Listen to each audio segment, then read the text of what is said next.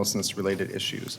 We're going to start with the homelessness-related issues, and we have our Homeless Strategy Officer, Diana Gray, who will walk through this presentation. We also have additional staff online and available to answer questions. But as you know, this is a top priority for staff and for this council.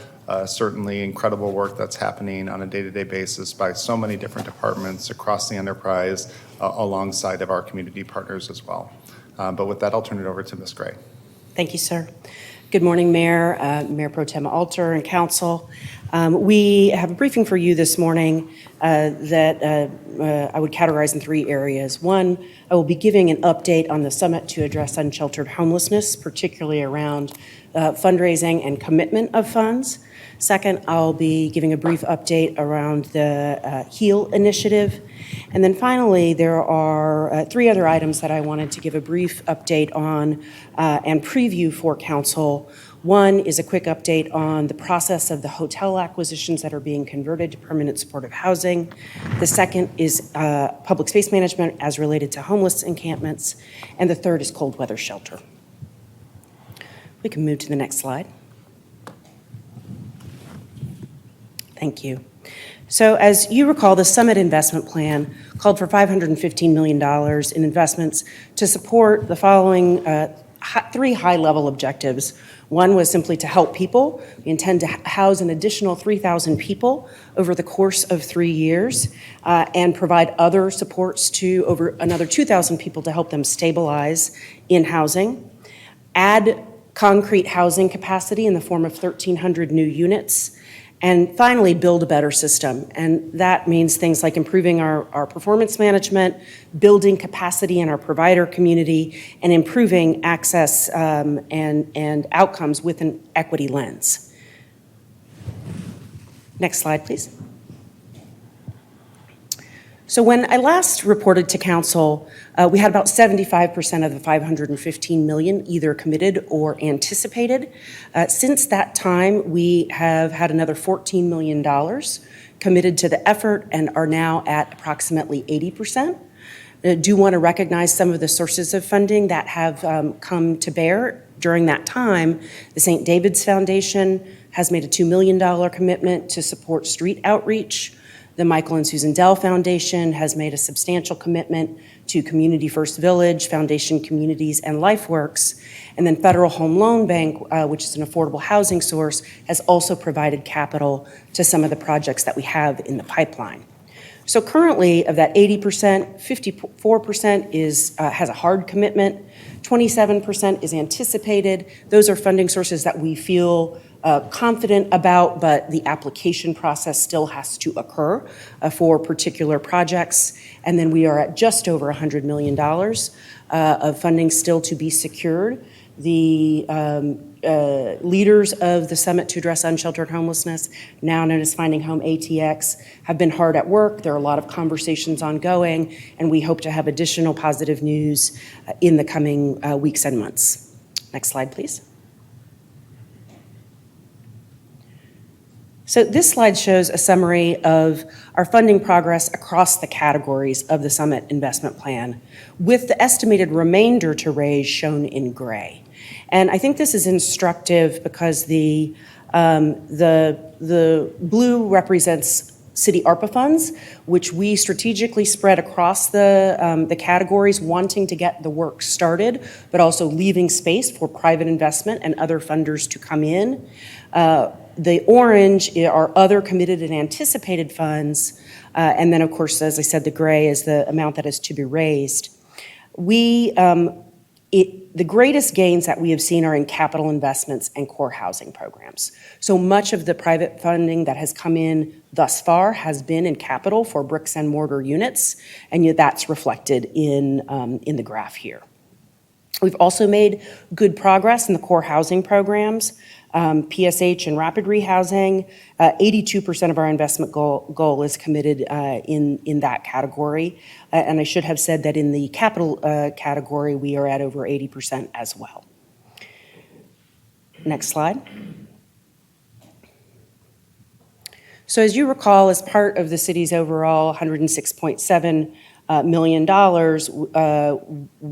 that will be used across the categories that you saw in the last slide. And we anticipate approximately quarterly coming back to council with an update not only on fundraising, but also on expenditures.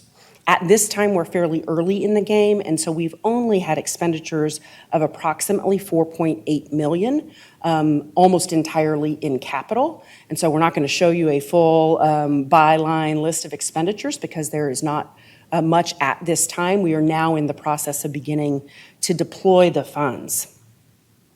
While that spending has been modest today, what we're sharing today is a bit of information about how we expect to deploy the resources. We're routing funds through a number of city departments. We currently project that about $27 million will flow through a combination of the Housing and Planning Department, that's mostly capital, Downtown Austin Community Court, that's mostly direct services and some contracted social services, and a couple of other minor allocations, with the remaining lion's share of the funds, $79 million, being allocated through Austin Public Health.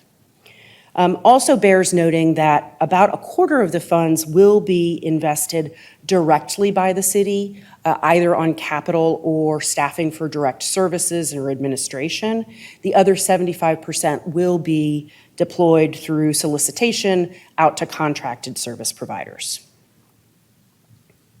So with APH being the greatest source or department through which we will deploy funds, I wanted to have Akeisha Johnson-Smothers from APH's Community-Based Resource Unit come and give you an overview of a series of solicitations that we anticipate to move those dollars into the community.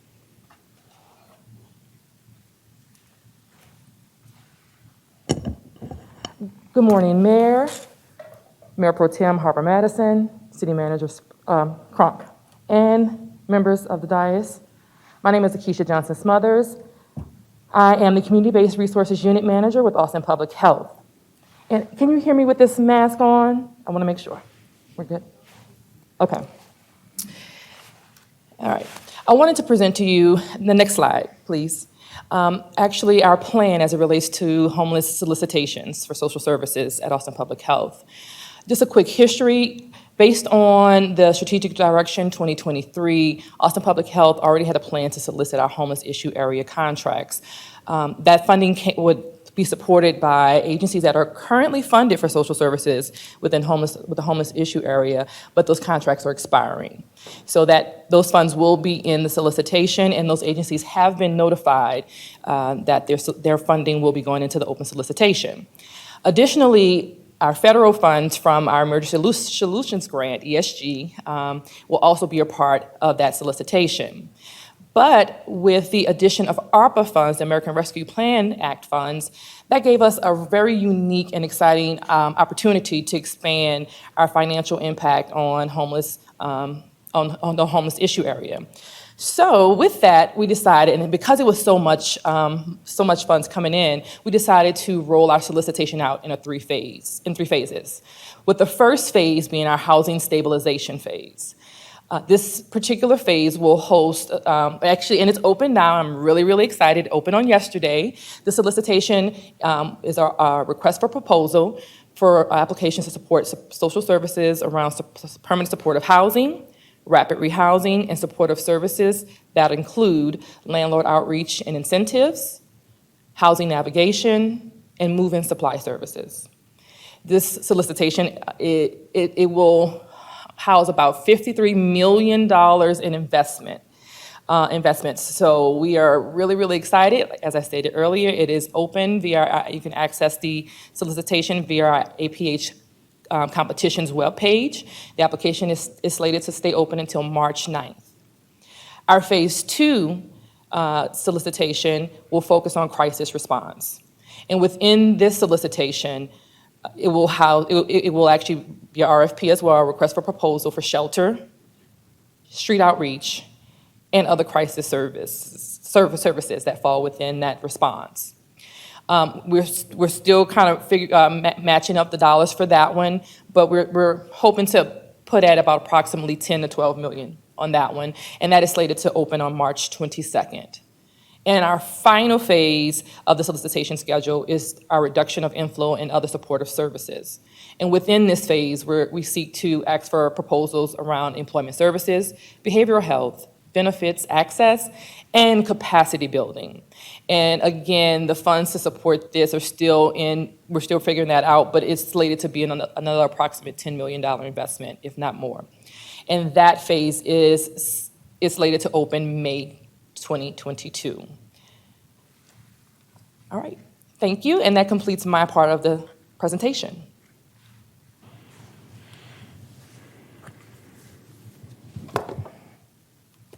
Thank you, Akeisha, and Akeisha will remain available for any questions you might have at the end of the presentation. So the next briefing topic is the HEAL initiative. And of course, the purpose of the HEAL initiative is to provide a response to those encampments presenting the greatest public health and public safety risks and resolve those sites by providing occupants with direct access to non-congregate bridge shelter and longer-term housing solutions. HEAL was initially approved by council almost exactly a year ago on February 4th, and the first encampment relocation occurred about 6 months ago. After initial funding of $3 million in fiscal year 21, we anticipate at least $7.5 million in additional funds this fiscal year through a combination of general funds and ARPA dollars, through which we have set aside $6 million for HEAL. Next slide, please.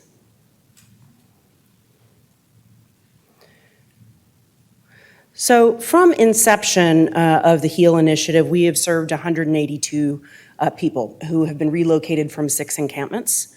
Our fiscal year to date, 40 individuals served and relocated from 2 encampments, and that goes toward our fiscal year goal of 200 persons served. We anticipate that we are on good track to meet that goal at this time, and are looking for opportunities to expand that number if possible.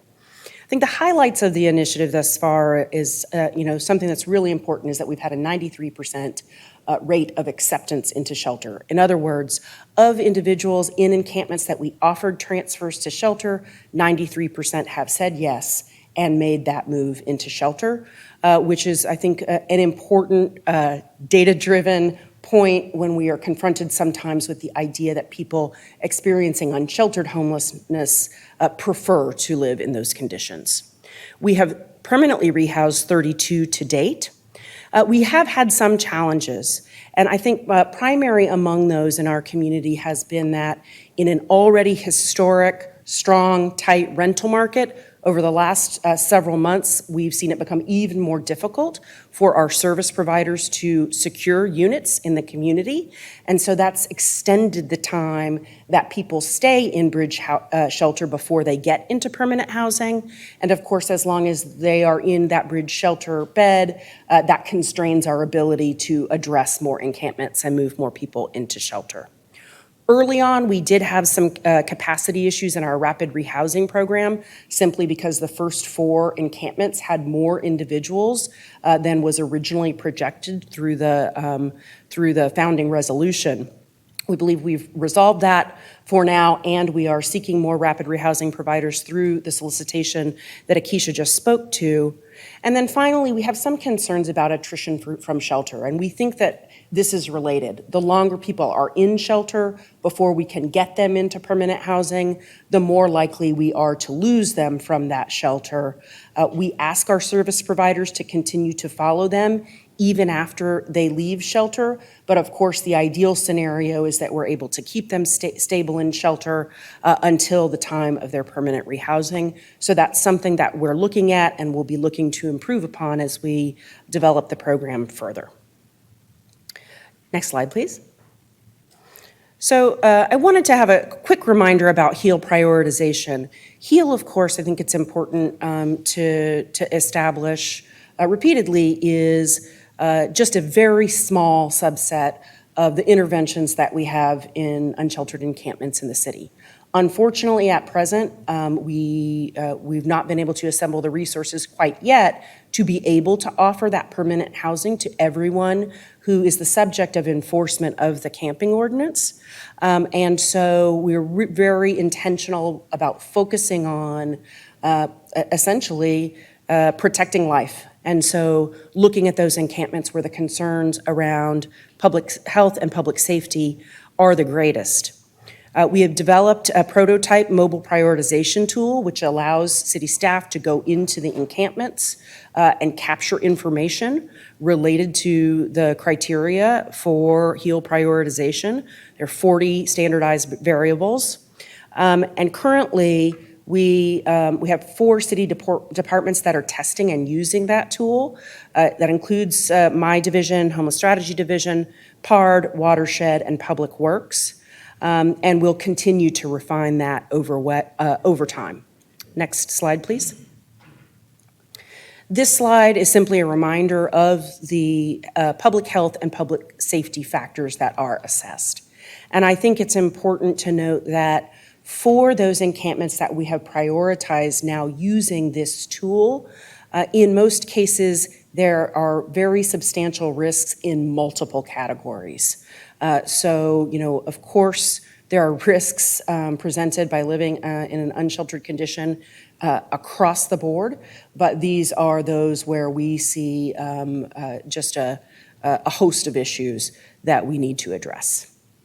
Next slide, please.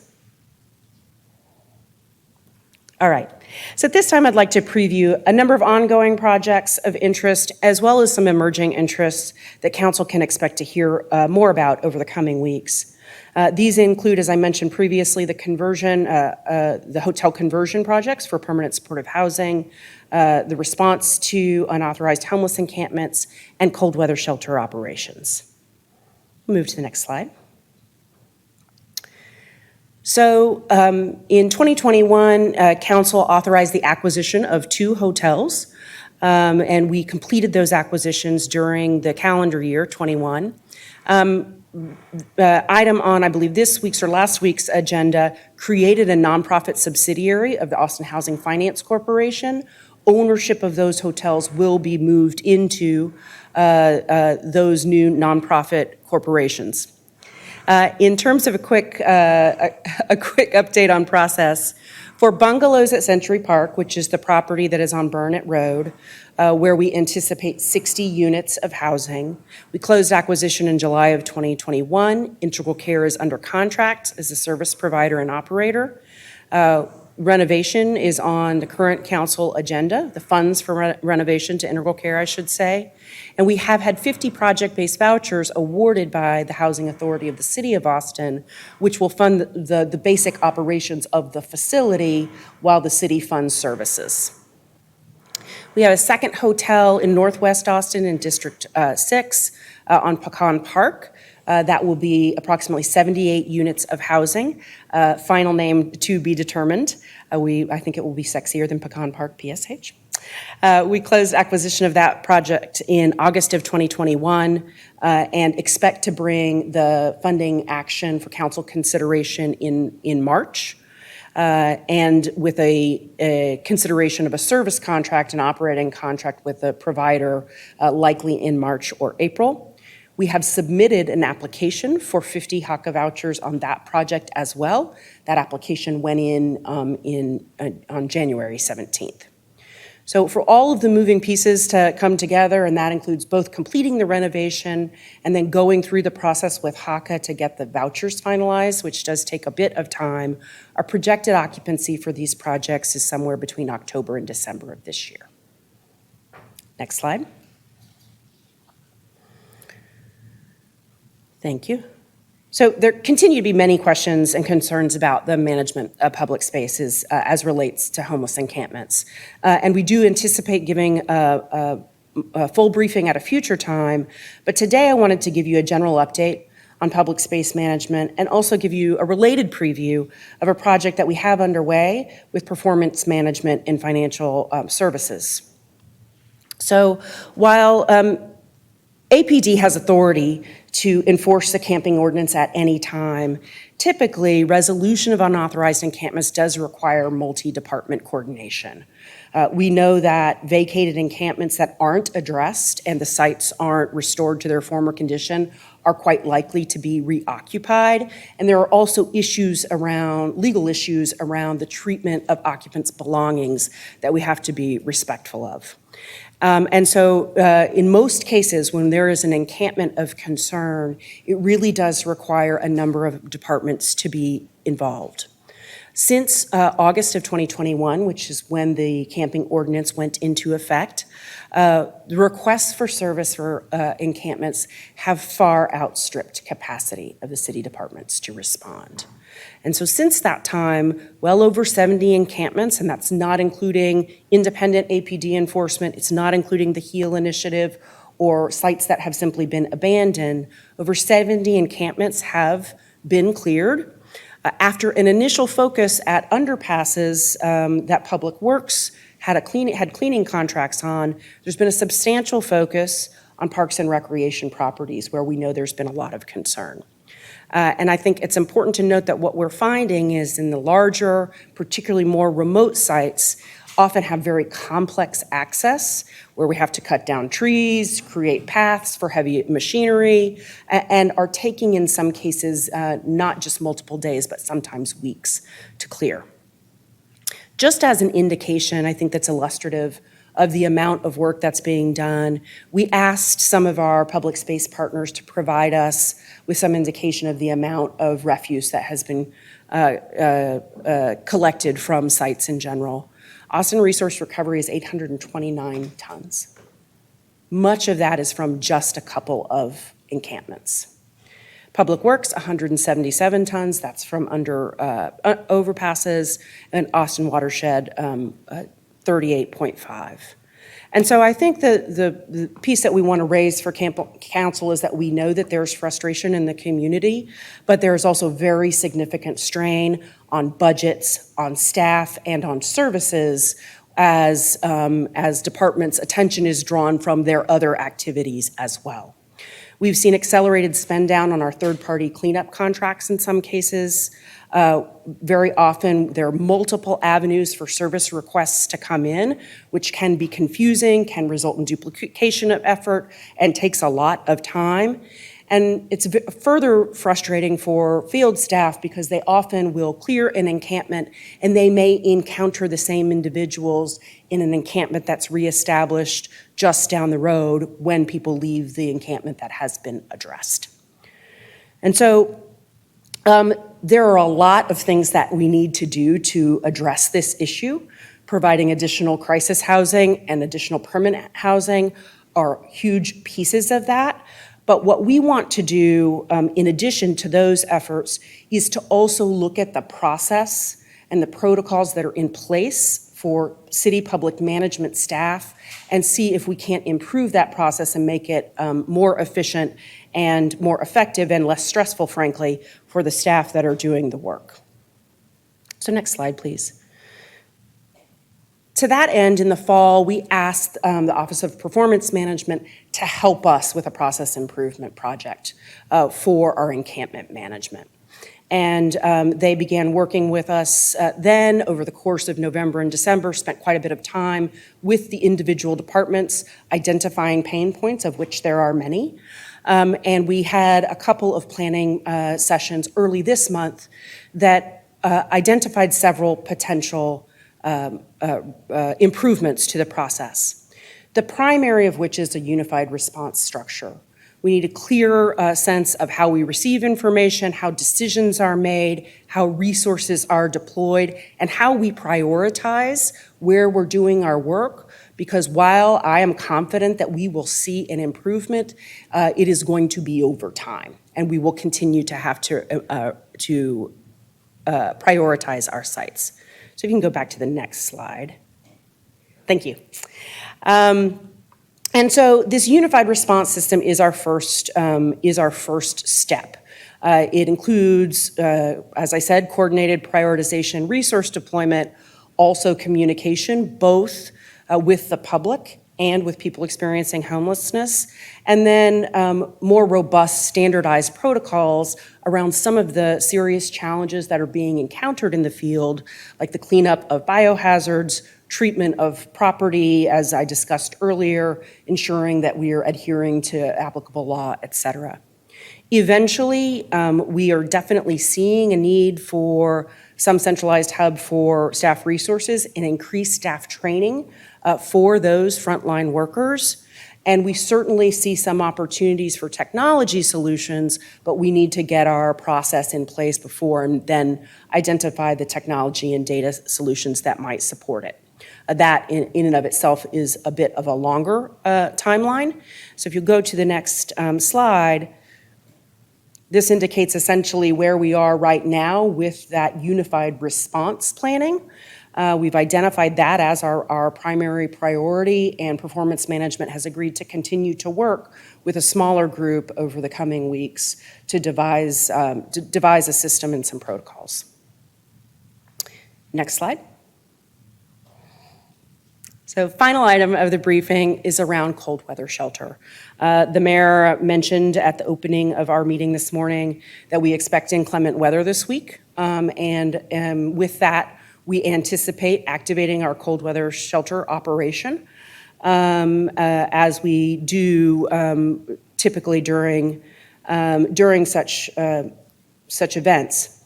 And so I wanted to give an overview of what that operation looks like, and then also talk a little bit about some potential changes that we see on the horizon. We activate when overnight temperature is freezing, or if it's 35 degrees with rain or high winds. We communicate via a hotline. The Public Information Office at HESM tends to put out a press release. We have reverse text messaging for homeless people experiencing homelessness, and we certainly make use of listservs and other forum in the community for homeless service providers. One Texas Center is our embarkation site. Registration is from 6 to 8 p.m. On site, we have COVID screening. We also offer COVID vaccines and flu vaccines on site. It is staffed by city employees for the most part, with some additional support from Integral Care and at times ECHO. But they're not dedicated staff. They are staff that are doing this in addition to their regular duties. When there is a need for a late transfer outside of that 6 to 8 p.m. registration time, our public safety partners are instructed to call the HESM duty officer and help them identify how they can transfer someone to shelter. So next slide, please. Great. So the cold weather shelter sites themselves are 3 Parks and Recreation centers. We activate those on a rolling basis as they are needed, depending on how many people arrive. The total capacity of those 3 recreation centers at present is about 225. That is decreased from our previous capacity pre-COVID. Capital Metro transports individuals from the embarkation center to those shelters. There is no overnight sheltering at One Texas Center. And the release time in the morning is typically around 6 a.m. with Capital Metro transferring people to downtown. If there are not competing activities at the rec centers and the weather continues to be cold, we try to hold people a bit longer when we can. At the shelters, again, typically staffed by PARD staff on top of their regular duties, and we do usually have Austin Police Department on site as well. And so there are a few considerations here. One is that if you've heard a description of our cold weather shelter operations previously, this may sound a bit different. Historically, much of cold weather shelter operation depended on our faith-based community who opened up churches and took folks into those churches, provided them with food and volunteers to do the staffing. Because of COVID, because many of those volunteers might be of some advanced age and there were more concerns around health, most of those churches elected not to participate at this time, at least not at the higher elevated risk levels that we are seeing right now. So the operation has really fallen back onto the city for this year and to a great degree last year as well. At the same time, we're hearing a lot of community input, concerns about the scope, the scale, and the access to cold weather shelter. So should the temperature threshold be higher? because it's still awfully cold at 37 degrees outside. How do people access? Is it reasonable to expect that everyone can make their way downtown? And what is our capacity? So all of those, I think, are reasonable questions, but they do have significant resource implications. And the dedicated budget for cold weather shelter is currently zero.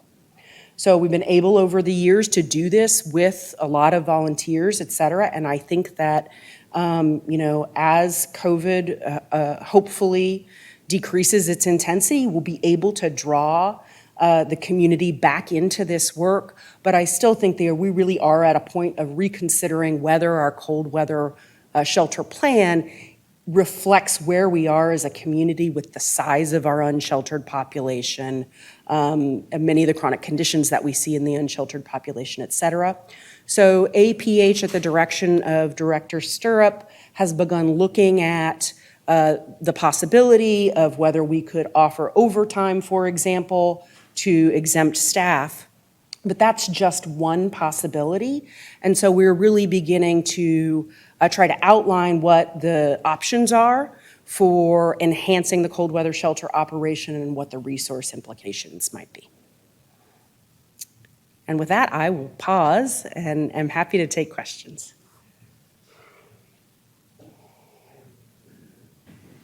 Great, thank you.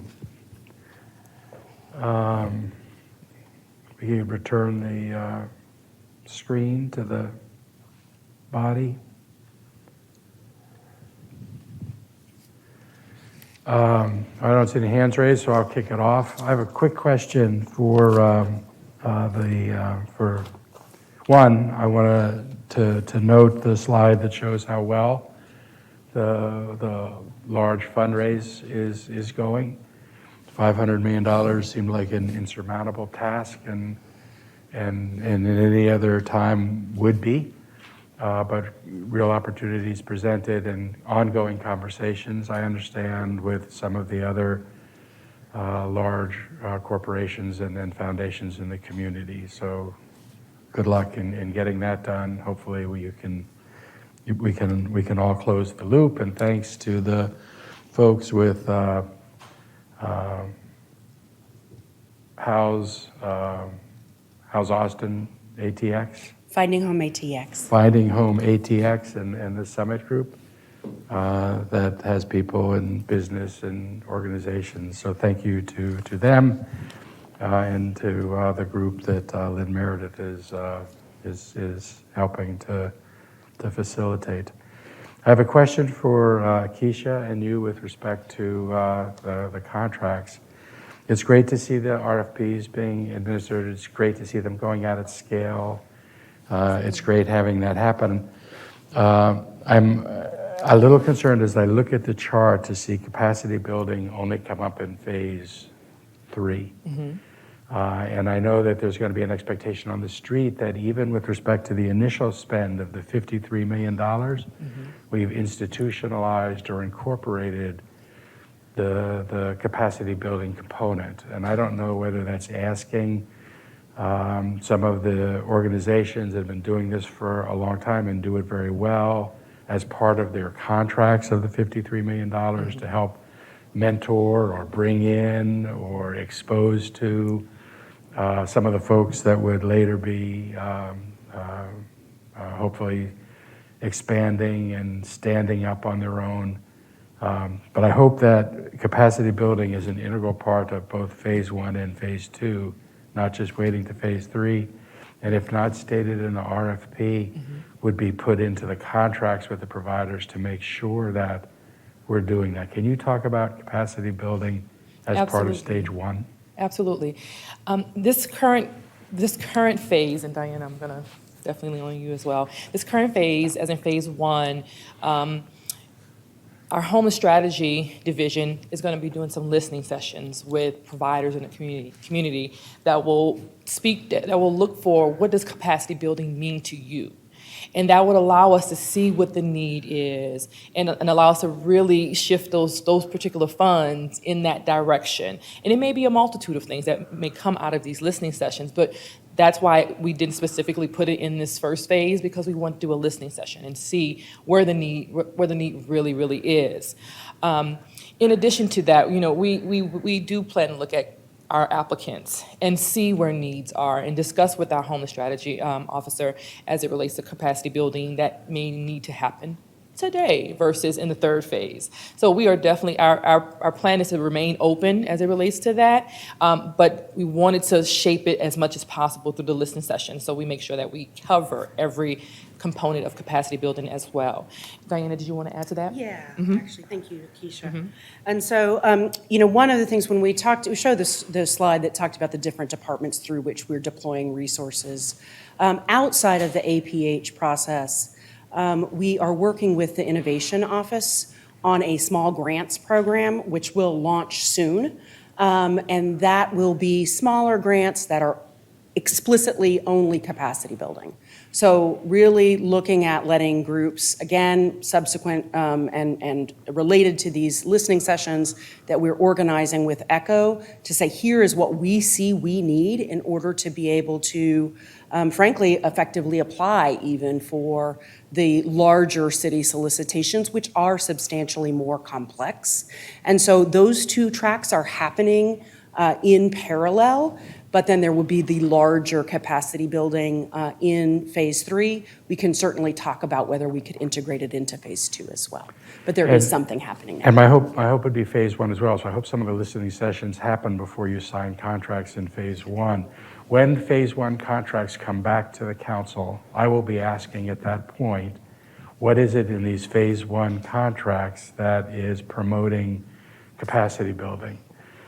So I think it's really important that we help organizations that might not be as familiar with the process be able to bid and complete applications in phase 1, as opposed to hearing in phase 3 that it would have been good in phase 1 if we had helped them fill out these things. If we get to phase 3 and it becomes apparent that we really want some of the larger legacy groups that are doing phenomenal work in our community to make part of their required charge, bringing in smaller organizations or mentoring or creating a spot on their staff for capacity building. Our leverage to get them to do that will be part of the phase 1 contract. And if it's not part of the phase 1 contract, we may be asking with no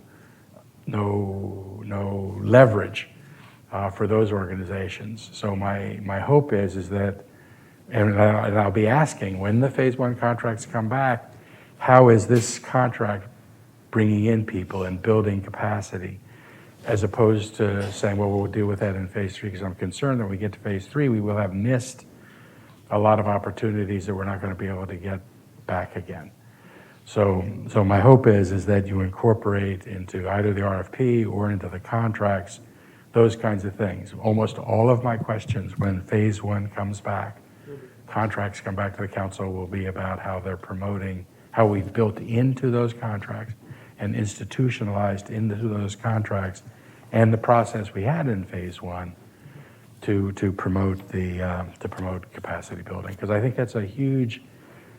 We can't solve this problem without increased capacity of everybody, the legacy folks, the new folks. We have a unique opportunity to really transform the delivery system in our system, because oftentimes building capacity is a zero-sum game, and you're taking things away from legacy people to create capacity. Here we're not doing that, because everybody's going to have to be stepping up and expanding. So I just urge you to, it's good to hear you're thinking about it. And that'll be my focus when those contracts come back. I just want to give you a thank you for that. Thank you, Keisha. Diana, on the public space management, a near impossible challenge. I support the policy and the practice of really focusing on doing what it takes to solve this challenge indefinitely. And that means building out the entire system and each of its components, and to build each of those components in scale to all the other components, rather than investing in any one part of that and make it out of scale, because then the system doesn't work.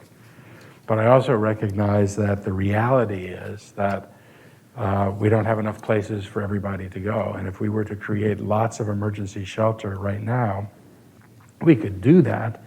We could move a lot of people into that, but we wouldn't then be able to build out the rest of the system, and we would be locked in this indefinite time period, as some cities have, who have rushed in to deal with that immediate need, and then they can't pull people out of the emergencies into the rest of the system because the rest of the system's not built out. And I know it's hard, and in a lot of respects, inhumane.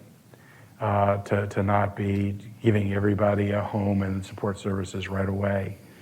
And I recognize that, but I support the policy and the practice, because I think it's going to be a difficult 1, 2, and 3 years, but at the end of 3 years, we'll actually have accomplished something that I'm not sure any city our size has ever done, and it's the long-term play.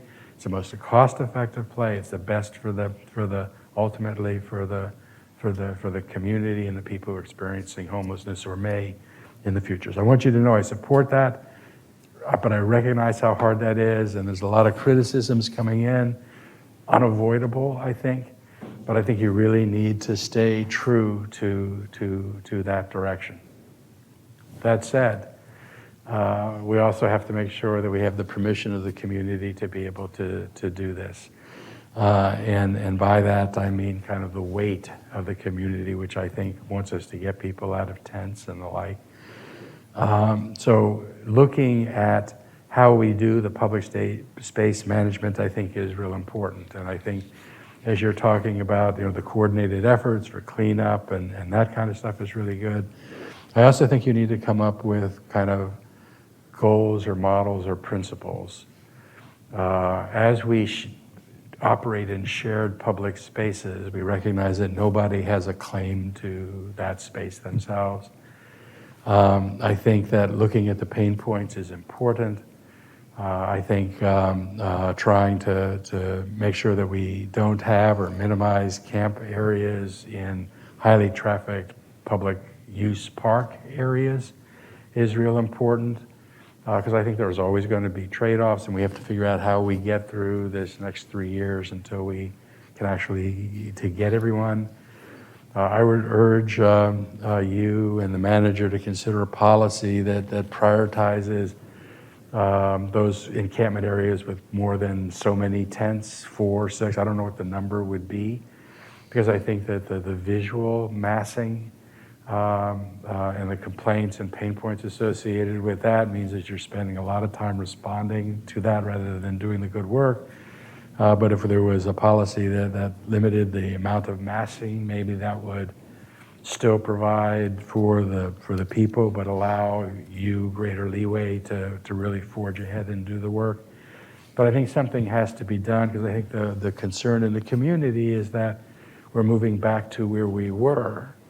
And that angst, we saw that angst manifest itself in the discussions and the petition and the election that we had. And I think we have to honor that election and recognize that. So we need to figure out some guiding principles about that, and maybe even announce what those guiding principles are, so that the community knows. So if we're going to do something that speaks to massing, so that the community knows that, so they can get together but still not mass.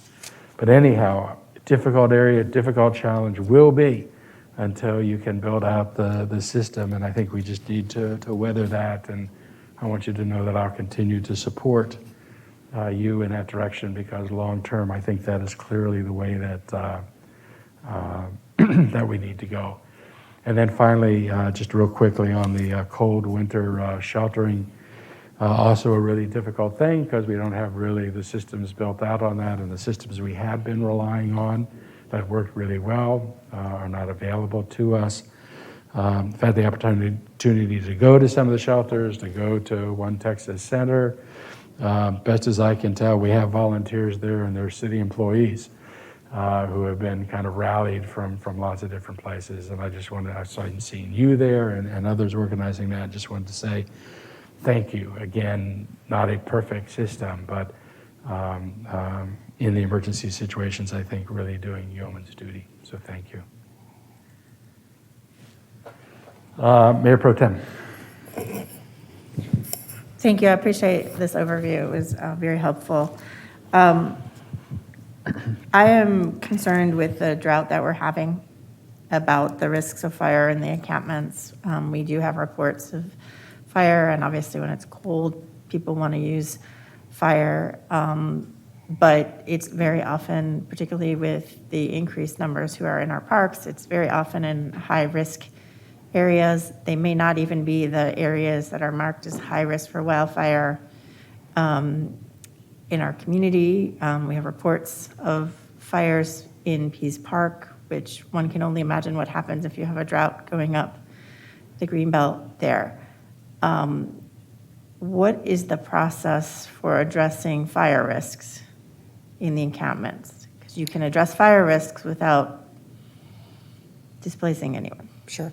So we'll certainly want to have AFD, I think, give a more full response, but I can tell you that AFD certainly does, when there is a report of a fire, if they have the capacity that are not responding to current emergencies, they will go to that encampment.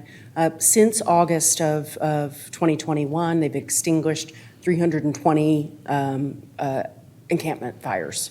And which is to say, not necessarily a fire that was out of control, but a fire in an encampment, a campfire. And at that time, of course, they educate folks in those encampments about how to reduce their fire load.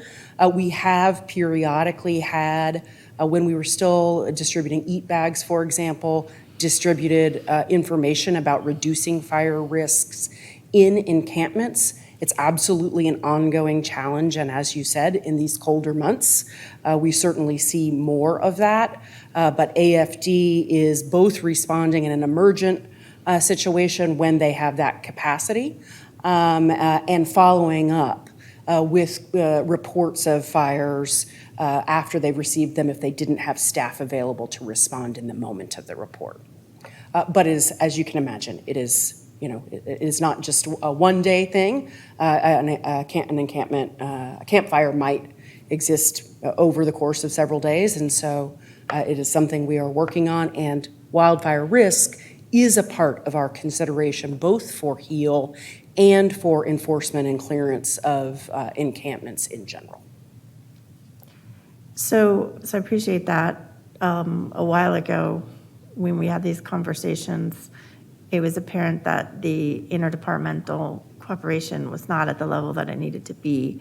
How has that been improved so that when AFD is alerted of a fire, that the homeless strategy officer or whoever knows about it, and vice versa?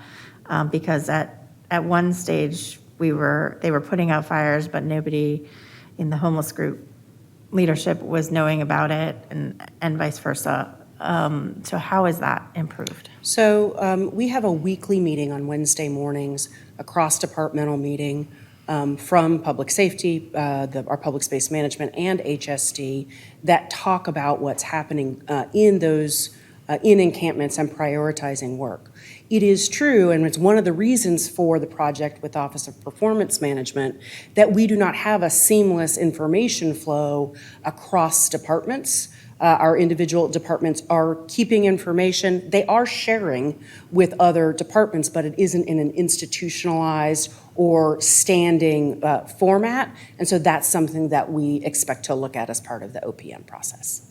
Okay, I would really encourage that to happen. To what extent is the wildfire division involved in these discussions? We have we're in a drought. We have extremely high risk of wildfire. Thankfully, we got some rain this week and getting more tomorrow, which was very much needed. We've seen the fire in Bastrop. It only takes an ember, and it doesn't, we're preparing for it, in the ring around, but we have now encampments in places that can create fires in wooded areas that are more central as well.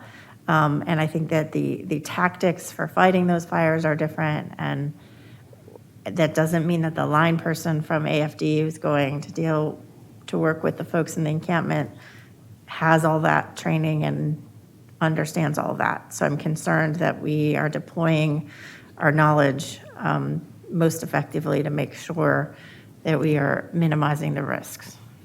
So Wildfire Department Division has been involved. We can certainly ask for more information about how they are managing that day to day in terms of when there's a particular encampment of concern, how they're triaging between AFD generally and the Wildfire Division.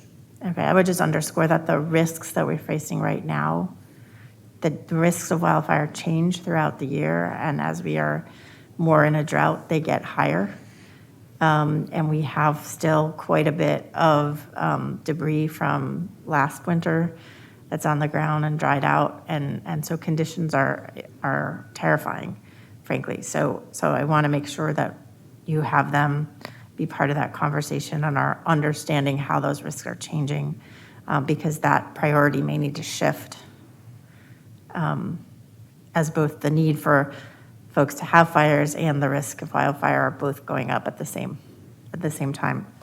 The other thing that I wanted to ask about was we have had some exchanges, and you raised the issue of the budget today for the cold weather shelters, and I appreciate you being straightforward about that. That was really concerning to hear when I learned of that a few weeks ago.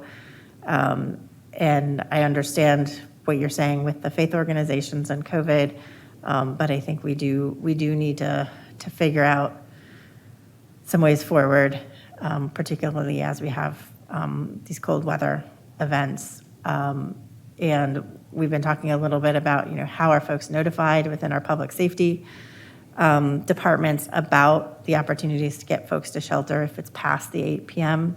period. And I will just emphasize, I think there's more of a need to make sure that that information about how folks who are coming in contact with those experiencing homelessness on a cold night after the 8 p.m., how they can connect them up with resources. Our public safety folks need to have really clear guidance on that. They do not have that at this point in time. Please let me know how I can support you as we think about the cold weather shelter piece of it. I think that's important. For that, do we deploy the Red Cross at all for that? I know the faith organizations are not, and that was in-house, whatever, but we traditionally, I thought, had Red Cross volunteers. Red Cross has, I believe, not historically been involved in cold weather shelter itself. When we have a weather disaster, they come in. We've been in conversation with them now about some resources, not necessarily their volunteers, but helping us train up additional staff or volunteers, et cetera. I did actually also want to address and say something about the budget. I want to be clear that that is not a criticism of the past operation. If the city is able to do something effectively on a zero budget, that's a day for celebration, right? But that is not the situation we are in any longer in terms of the population experiencing unsheltered homelessness, in terms of COVID, and in terms of the thinking, I think, and the interest in the community in expanding cold weather shelter. It's just this is where we're starting from. We are fortunate at this time to have some flexibility and resources via the ARPA funds. And so I think we have a way to get started. The city will need to think about what the longer term resourcing of that operation looks like. But just to say, not having a budget is clearly a limitation.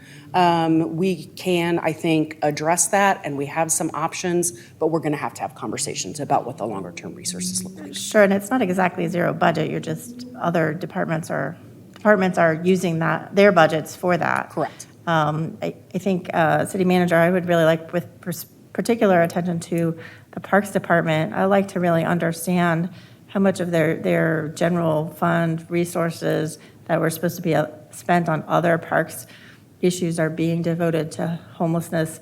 They've been asked to respond to a tremendous amount of challenges between COVID and helping those who are homeless without any additional or very little additional resources to do that.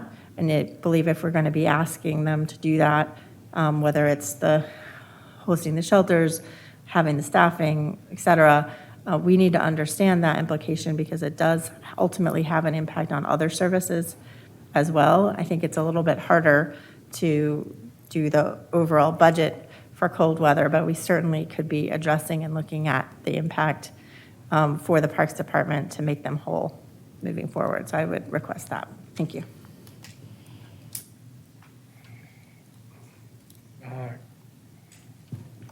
I'm sorry, Councilmember Tovo next, and then Councilmember Poole, and then Councilmember Kitchen. Thank you. Thanks for this really comprehensive presentation on a couple different areas that I know certainly my office receives lots of questions about. I have some questions about the public safety, the public space management framework, but I'll start with the cold weather shelter and some information about HEAL that I wanted to ask about. So I'm going to start with the cold weather shelter update. Thank you for really providing some history, Ms. Gray, about how these have typically been handled in the past. And I too want to just hope for that day when we have that network of faith-based organizations that are able to assist in this area again, and understand that we're not in that place right now. Can you help us understand, I think it's really important, you know, as we continue to think about how we build a more resilient city, I would like to see us be thoughtful about whether this is an area we need to invest in. And so thank you for highlighting that the budget, that there hasn't been a budget in the past except in those individual departments, and that we may need to approach it differently and have a different model where there is more training provided across the staff and of volunteers, and we have a ready network of people to call on that front. Is this being coordinated with, well, Ms. Gray, I guess my first question is, how are you thinking about the cold weather shelters in terms of the other kinds of sheltering work that HESM is doing?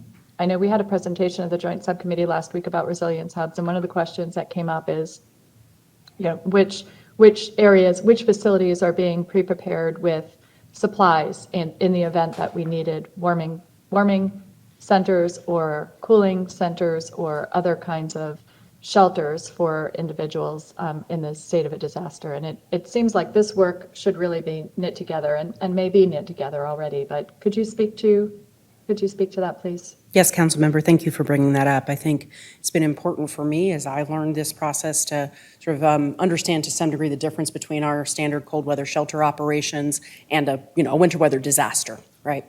And so cold weather shelter occurs is simply really present about freezing temperatures or near freezing temperatures. The way that this is being framed at present, and I do think we have some additional work to do to think through kind of the linkage when we might roll from one system to the other, is that typically we would activate cold weather shelter, and that certainly, much like last year, happened before the larger disaster declaration occurred, and in many cases before we started to have some of the challenges with infrastructure, et cetera, across the city. So what we're talking about is, should we, for example, exceed the capacity of the existing recreation centers, would we then have the ability to access the resiliency hubs that have been set up? And I don't think that has been clearly established yet, but it would certainly make sense to have a clear stepwise plan for, even if there hasn't been a disaster declaration in the community, if the need among people experiencing homelessness in the setting of a weather event exceeds, in this case, cold weather shelter, could we access some of that other preparation that has happened? Yeah, thanks for mentioning that, and I'll dig into that a bit outside of this setting with my staff and with the appropriate departments and with you, because the whole notion of the Resilience Hub is that they be is that they be community spaces in times of disaster and in times of non-disaster. And I think we might get the most leverage if these systems are really knit together in some of the ways that you've identified. And so I think that requires a little bit more discussion to see whether you need additional support from the council in kind of helping provide that direction that would knit those processes together so that we have a shelter. Anyway, I think enough on that point because I have more questions. So I'm excited to see the work that you described with performance management. You know, just in the last couple of weeks, we've received, my office has received calls about multiple different kinds of situations, primarily happening in parkland, some involving active campfires and the threat of a wider spread, other kinds of issues, some related to public safety and encounters with it happening in those park spaces, including on playgrounds. So I appreciate the approach of several things I think that are really good steps forward. The mobile prioritization that you've described, that it sounds like all staff working in public spaces has access to, and the other challenge that you identified is something that we've identified in our discussions with staff and with constituents, and that is that there are multiple points of inputting this information. And so I think this direction is really for the manager. Could you help each of our offices understand what is the best way for us to provide this information to this interdepartmental team? And as we strive for that real high level of organization that Ms. Gray has described, what is the best way to get this information so that we know it's not just going to individual park staff members if there's a situation involving potential fire risk that AFD is involved. You know, it's just because we have multiple points of input, both for constituents as well as for council offices, I think we're adding to, we may be adding to some of the challenges you described of overlapping responses and overlapping departments responding in less than coordinated ways. So I'm really happy that we're moving toward a system of more organization. I think that's really the best way to approach this and to make sure that the city is addressing safety issues, both for individuals who are experiencing homelessness as well as some of the other issues that have arisen. Could you give me some sense, Ms. Gray, of what some of the time frame is on the work that you've described on, let's see, sorry, I've lost the slide. On slide 15, the process improvement. Actually, let me ask you two questions. One, sort of who owns this process? Are you the main, the lead of all of this work? And if not, who is the lead of all of this work? What is a estimated timeline for the rollout of these items identified on slide 5? And what kind of support do you need from council, whether it's budgetary or policy changes or policy direction? So 3-part question: leadership, timeline, resources that you might need from council. Thank you, council member. So we did initiate this process, and we are the primary sort of staff support with performance management. City manager's office raised this and is serving as a sponsor, which we thought was really important given the diversity of departments that were involved. And so I think that has been very positive. We presented to a small group of our assistant city managers, I believe last week, on the process.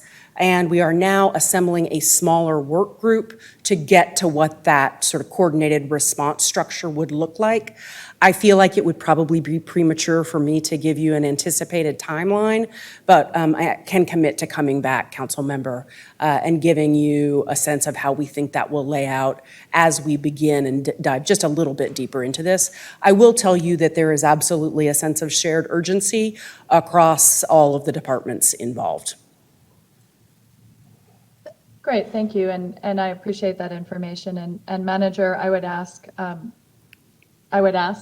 you to provide us with information if there is a need for resources to help move this work forward.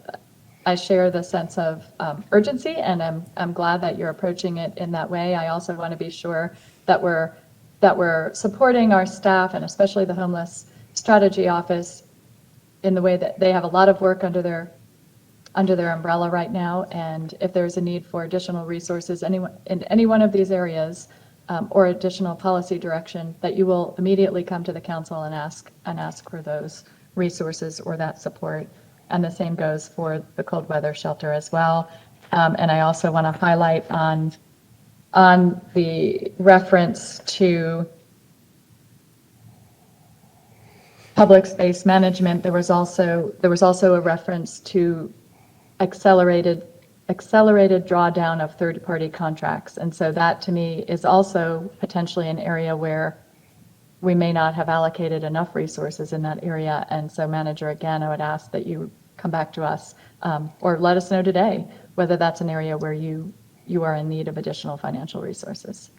I have some more questions about bridge shelter and things, but I've taken a lot of the space here right now, so I'll defer those for the moment, and if we have time, we'd love to follow up. Thank you, Ms. Gray, for all of the really critical work that you and your staff are doing. Thank you, Councilmember. Thank you. Councilmember Poole, then Councilmember Kitchen. Hi, thanks Diana for being here today and for a good report. I was curious, we got a couple of emails from residents who were concerned about the vans that are camping, not necessarily homeless encampment, but car parking and van parking in Zilker Park overnight. And of course, that's not something that is per our ordinance. And I wondered if you were aware of it and what steps the city was taking in order to encourage those folks to go elsewhere. So I am aware of that happening previously and APD going out and addressing it. It sounds like you may be talking about something more recent that has not made it through or to my email box at present, which is in some ways indicative of needing a unified place to gather all the information. I'm happy to follow up on that. Well, it could be that they've all been moved out, but this was a comment that I got this morning. So okay. If you could maybe update us on the status at Zilker Park and the van and car camping, that would be great. Yes, ma'am. Yes, Okay. ma'am. Thank you, Thanks. Councilmember. Thanks so much. Thank you. Councilmember Kitchen. Yes, thank you. I really appreciate all the work that you and your team are doing. It's great. I think it's very heartening to see how you and your team are organizing the work that needs to be done, moving forward in a deliberate way that's based on, a plan and really designed to help us get to some sustainable work in this regard. So I just have a few quick questions. One of them it's sort of related to the hub, but it's a bit different. I too appreciate the efforts you all are making to organize and, have some, basically to have some organization to how we respond to the public space issues. I am wondering, this is sort of related, it's something that we talked about years ago, and at the time, it didn't come to fruition for lots of different reasons, but what about the concept of, and this may not be an immediate thing for you, but I would like to understand if we can put on the list, or what your thinking is about a hotline. And what I mean by that is a number that the public can call to report issues. There is not a single one right now that I'm aware of, and maybe I'm missing that, but it seems to me, and I know we've talked about 311, and I know 311 does have some categories where they could collect information, but that mechanism doesn't feel to me, or at least it's not been presented to the community in such a way, is that the number to call if you, A, notice someone on the street who needs help, or B, have concerns about a camping area, or C, have some other question. So I know there's challenges with that, because you want to be positioned to respond if we have a place that people can call. But I just wanted to ask you what your thinking was. Is that something that you see us working towards as part of organizing our response? Councilmember, I don't think that I'd be prepared to give a policy recommendation today, but I do think Okay. that it's an appropriate object of consideration as part of this public space management process. Really thinking about how do we want to direct the public to provide information for us, both on the public space management side and then potentially, as you say, on the more service side. And so I'm going to certainly lean on the good research and consideration of performance management of our staff and of staff in other departments. We're happy to follow up with you on that. Okay, that's great. I would just ask you to factor it in for the performance management team that's working with you all, to factor that in and think about where and if and what your recommendation might be with regard to that. So, thank you. My second question about the HEAL initiative, I'm excited about the progress that's been made on it. I hear you in the sort of push-pull that we have. We've got to have the resources for folks that are in shelter to, as quickly as possible, move to more permanent housing. So I have two specific questions. One, I heard you say, and I'm very pleased to hear this, that we're on track for the number of HEAL locations and individuals we identified to work with this year, which I think you said was 200, and we're about 40 into that 200. So that's good. My question to you is, do we have sufficient shelter at this point in time to address all those locations on a regular basis? I guess my question is, I understand that, what we want to work towards is people moving into shelter and staying into shelter as short a time as is appropriate for their circumstances before they move to, permanent housing. But we still need enough shelters to do that. And so I'm concerned that we don't have enough. And so just want to hear from you what you're thinking in that regard. Councilmember, I share your concern broadly, which is A, clearly that we don't have enough shelter in the community in general, and that HEAL is constrained by the number of available shelter beds. Now, I believe currently that we can reach 200 served this fiscal year with the 2 existing bridge shelters, but I would really like to see us do more, or I would like to see us use additional bridge shelter capacity for projects that are going straight through coordinated entry and maybe not necessarily through HEAL.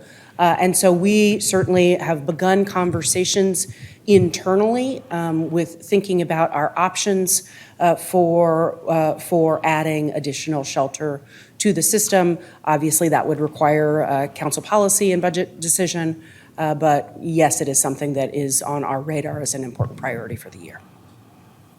Okay, and then my last question is, I'm blanking on my last question. Let's see. So that was HEAL. Y'all have. I really appreciate also the criteria you put in place, which just to remind everyone, and I think you did too. It's cross-departmental in terms of identifying what those risks are and what those danger points are, for safety points are for folks that help identify those locations. Can you help me remember how many are identified at this point that you're working your way through? I know that we had staff going through another cohort of sites recently. And I don't remember the number of sites to be assessed in that round. So Councilmember, I'd like to get back to you and I can commit to doing that also by the Public Health Committee meeting briefing next week. That's fine, that's fine. Okay, thank you, thank you very much for the work you're doing and for your team. Thank you, You guys are Councilmember. doing amazing work, and it's very much appreciated.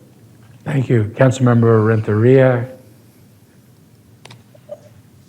Thank you, Mayor. I'm having a hard time understanding the whole.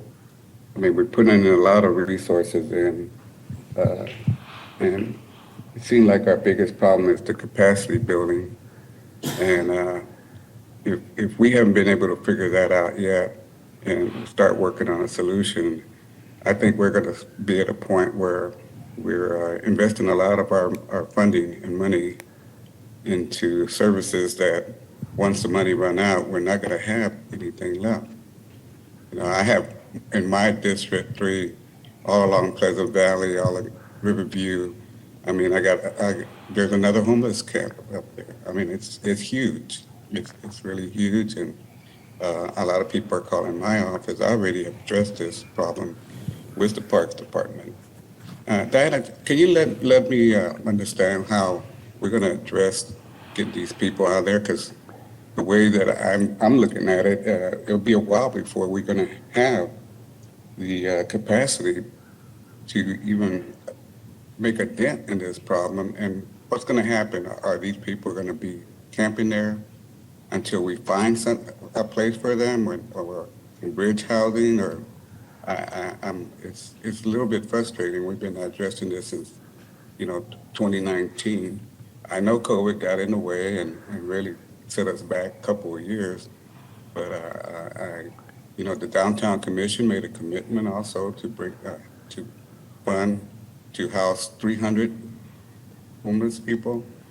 I know COVID got in the way with that also, but where we're going to be, how we're going to be addressing all of these problems.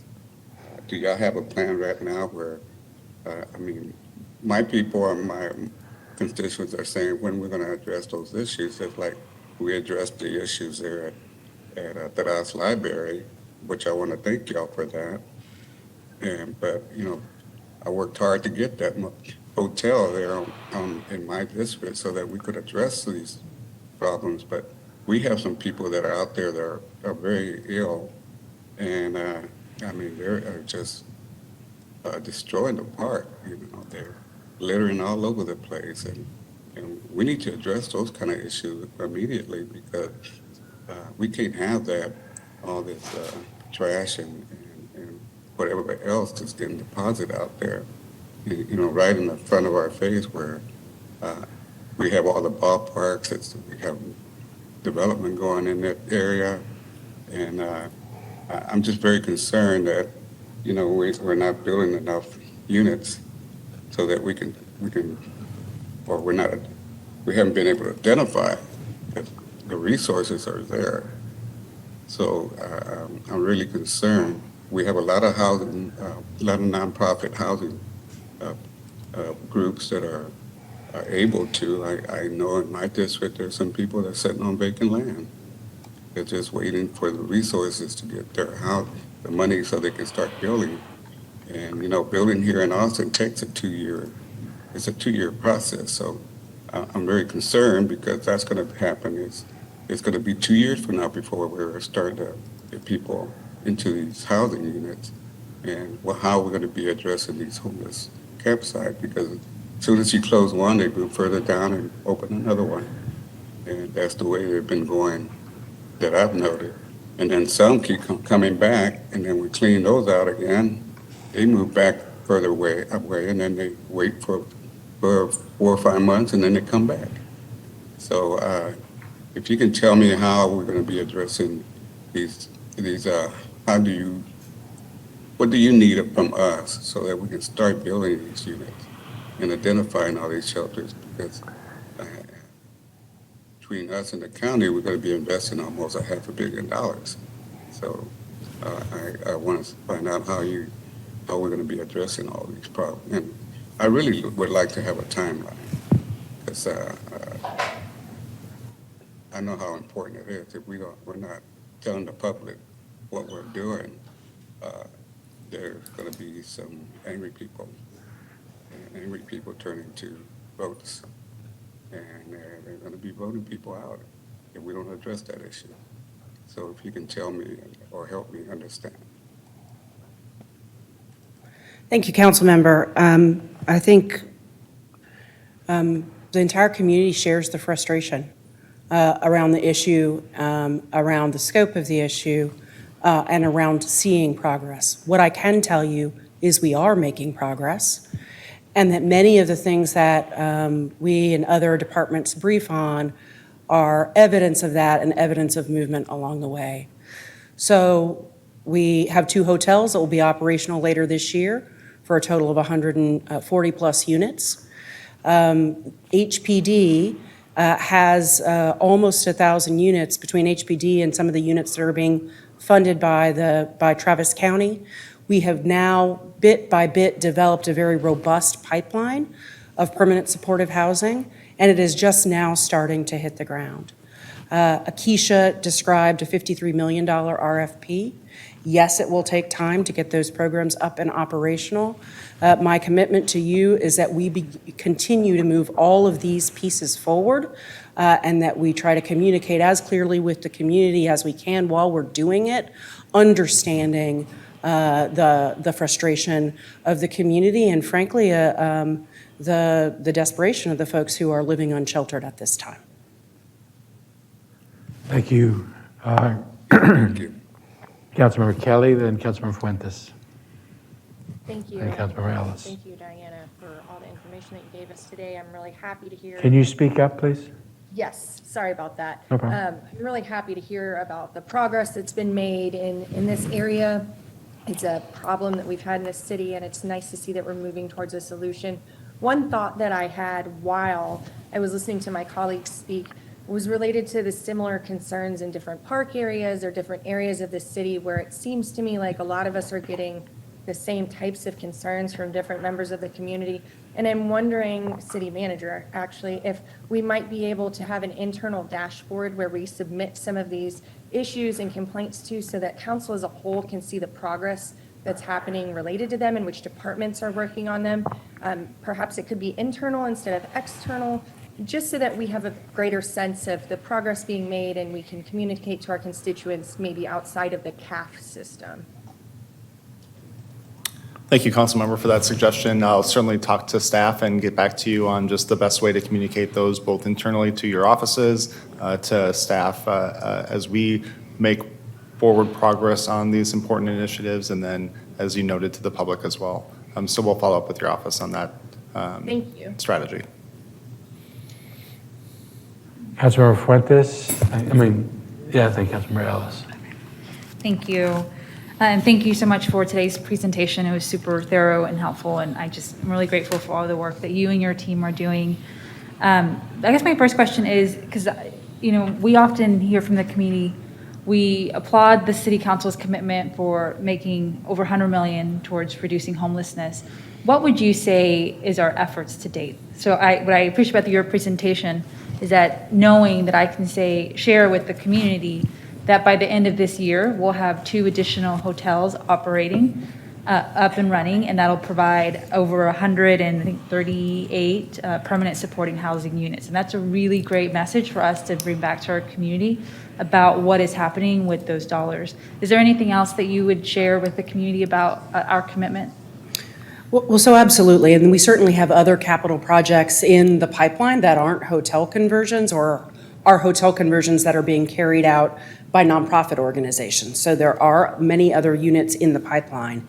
In terms specifically of the ARPA funds, those 2 hotel acquisitions were our first investment. As you recall, we came before council in late October to get approval of the overall spending framework. And at that time, that was when we were able to begin working very closely with Keisha Johnson's Mother's Shop in APH to begin to move the solicitations out into the community. So this first RFP, and it is a combination, of course, of general fund and ARPA, but it is mostly ARPA. It really represents our first big push of those resources into the community. We, of course, have other ongoing investments as the city, both through general fund and through federal funds, that we can detail for you if you like. Okay, thank you. And then the other question I have is around our bridge shelter capacity. You have here that, we, the goal is for us to serve 200 individuals within, I guess, before October. And knowing that it looked like about 4 encampments were evaluated on average per month. What does, on one hand, I want to ask, what does our current capacity to scale up our bridge shelters? Should we be considering purchasing another bridge shelter? As well as what does the coordinated entry with our partners and providers, what does that look like? Are there any, because I know at one point, I can't remember if it was Goodwill or Salvation Army or another entity, but they were operating at reduced capacity because of COVID. So any information related to their ability and efforts to scale up their capacity as well? Right. So our congregate shelters, both Front Steps and Salvation Army, do continue to operate at limited capacity given our risk stage for COVID. And that has been true now really almost the entire 2 years of the pandemic. Yes, certainly expanding another bridge shelter is something that we are considering. And in fact, beginning to talk with real estate about what our alternatives might be there. I want to remind council that one of the operating bridge shelters will also eventually be converted to permanent supportive housing. It was purchased with bond funds. And so we're kind of thinking about, we have to think about our portfolio. It's dynamic at this time for a variety of reasons. And I believe you had another question that I've forgotten, council member. I apologize. Well, that's really helpful. So knowing that Front Steps and Salvation Army are at reduced capacity, do we know to the extent that they're at like? Yes. Front Steps currently has a capacity of 50. Their capacity is normally 100, and Salvation Army, I believe, is at 100 of a normal capacity of a little over 200. So they're both at right around 50%. Wow. Okay. So once they are able to operate fully, that would add another 150 shelter opportunities. Because I think, part of what you have listed as phase 2, crisis response, and what we are seeing in our communities is wanting a place available for our unhoused neighbors to get to, knowing that there is a statewide camping ban right now. Any information as to when they will be making considerations to move up to full capacity? I really think it's going to depend on our COVID risk level, council member. And so we, over the summer when we were, in stage 2 and 3 for a little while, we were in active consideration, but of course that didn't last very long. And so at present, it's not really viable. Okay, thank you. And yes, I just wanted to share with you, I'm super supportive of us pursuing additional bridge shelter capacity, especially want to do all that we can given the urgency of the situation. The other question I have is around the cold weather shelter. I think you touched on this. Just some feedback from the community that I've received is that it closes at 6 a.m. and that individuals have to leave by that time. Any consideration for us extending it a few hours so that folks are able to stay sheltered? So I'd very much like for us to be able to extend that. Remember that we are using parks and recreation facilities. And so when we're able to extend, if it remains quite cold, we do. But just as an example of, I think, the strain on the city facility, we had a cold weather shelter night when we released people or got them on the bus at 6 a.m. and we had a winter camp at those rec centers at 7 a.m. So, I think we're using those capacities at their fullest and really trying to balance the needs, but it's difficult. Good deal. And then my last question is around the evaluated encampments. process, you mentioned that are you near the piloting phase of having that process fine-tuned and how the different departments work together in that evaluation? So we have piloted the tool. Our HSD is still staffing up, so we have new positions, of course, posted, et cetera, but do not have those new positions hired as yet.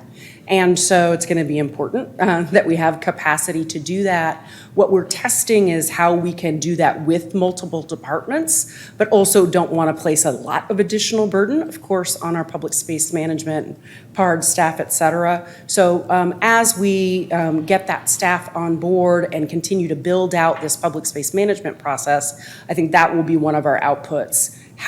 What is the process and rhythm for assessment of encampments? Thank you. And then how many team members are you hoping to identify at this point? So council approved 7 new positions in this fiscal year's budget, and we also had 2 other positions that were vacant from the previous fiscal year. And so I believe that we have 7 of those positions still open. In a couple cases, we have temps in place who it's plausible would transition into a permanent position, but lots of team building happening in our world. So at this point, you're still operating at half capacity for That's your own? about right, yes. Okay, thank you. Councilmember Ellis. Thank you, Mayor. I really do appreciate all of the work you're doing, because I know there's a lot of angles to this, and it's not always a topic that people see a lot of action on very quickly. But I know that y'all are working very hard, and to really do this right, it takes setting up this infrastructure to be able to address the capacity needs that we have right now. I really liked Councilmember Kitchen's idea of kind of a hotline, and it reminded me of a couple years ago when we had the dashboard set up. So I know that, can you tell me of a timeline where the dashboard might continue to receive more information? Because I think right now it's got numbers from pre-pandemic, and I know we haven't been able to do the point in time count the way it normally happens over the years. So do you know if that dashboard's going to continue to be updated now that we are getting more units online? So the dashboard draws pretty much all of the data in the dashboard as it has existed. Almost all draws from the homeless management information system, which Echo keeps. And so Echo has launched a new dashboard. I think that we can link to it, but we'll check. I actually understood we've also been looking at the website and understood that dashboard was dated. And so we can take a look at that, but I think there's also a question of we may need to point to the Echo dashboard to the degree that there are pieces there that they are updating regularly. Okay, and so the units coming online that are city funded, That certainly would be in-house, so we can look at that. Okay, I'm very curious about that, because I know there's a lot of folks that just want to see the steps along the way and, show your homework and be able to tell people when units are expected to come online. So, we can respond to constituents who reach out to the office, but sometimes people have questions that they don't necessarily reach out to us for, but they still are very curious about the progress that's happening. As far as the hotline, I think that would be really, really helpful, because I know right now it doesn't seem like there's many options other than calling 311, reaching out to a council office, or being able to put in a ticket of some sort through our CAF system. And so I know what we are hearing a lot is, I've told the police, I've told 311, and either people aren't coming out or they're saying I can't do anything. So can you tell me a little bit about the strategy, just knowing as we need places for people to be, when folks say, I need an officer to come help this person, or there's a situation, in conflict with someone experiencing homelessness and a nearby business, how are those conversations playing out, and what kind of response should people expect from whether it's Integral Care or our police officers? So I think that, when we looked at sort of the route of information flow and how resources are being deployed as part of this performance management system, you could imagine what that looked like, right? We are seeing many folks calling directly, say to the host team, they might already have a contact there and be able to make a request. Often if it's unclear where that request will go, it will end up coming to our division, and our staff will facilitate that. I will say that One of the challenges we're having across the enterprise and the community is staffing shortages, right? And so our partners have been very responsive, but they cannot always respond to every single request. And so, Integral Care is also certainly dealing with substantial staffing shortages. They're a great partner, but, they do outreach, and so their ability to visit on a repeated basis is not limitless. So I would just say that, we understand that it's frustrating for folks who want their issue addressed immediately. We see our partners respond and go out into the field, but there is some level of triage for which calls they can respond to in the immediate timeframe.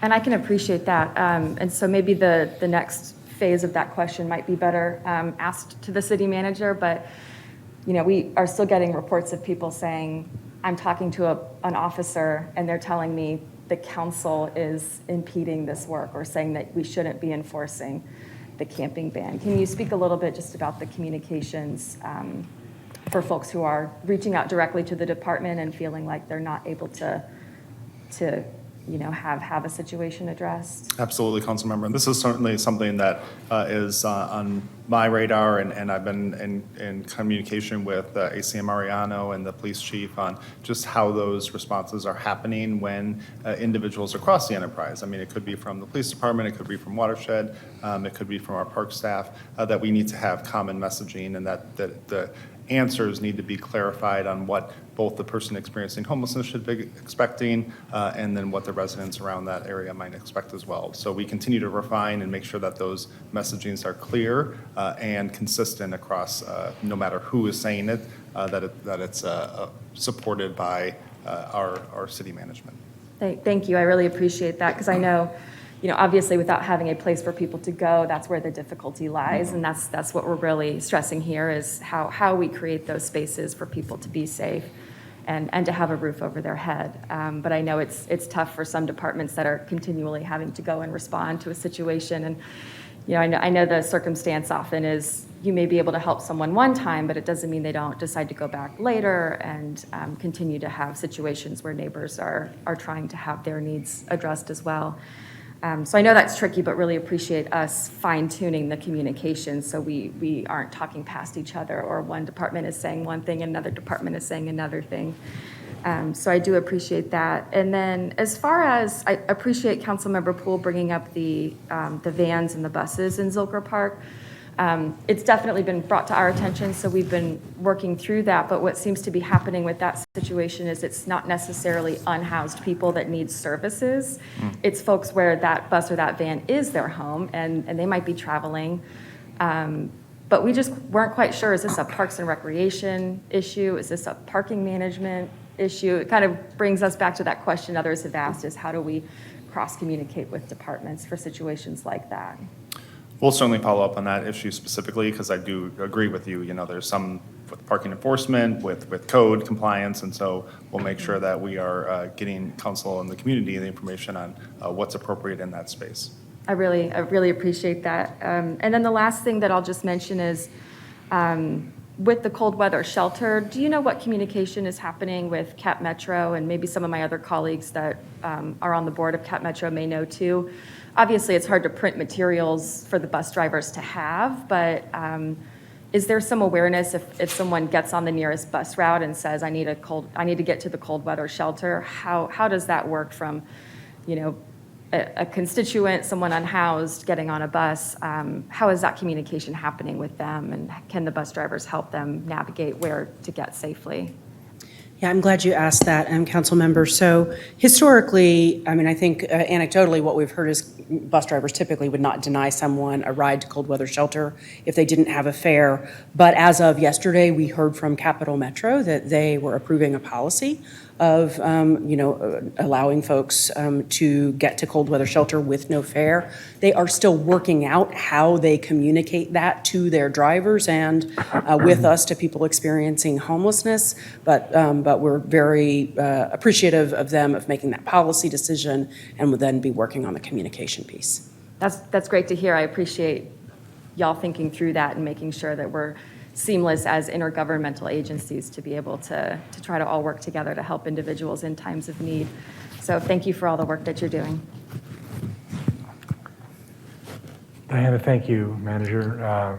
Before we move on to the next presentation, I would just put my voice to the request, Manager, that you and HR do everything you can to get that office fully staffed. It's going to be hard for them to do all the work that is there when they're fully staffed. There's so many things that are aggregating, so anything you can do to help facilitate getting that staffed with really good people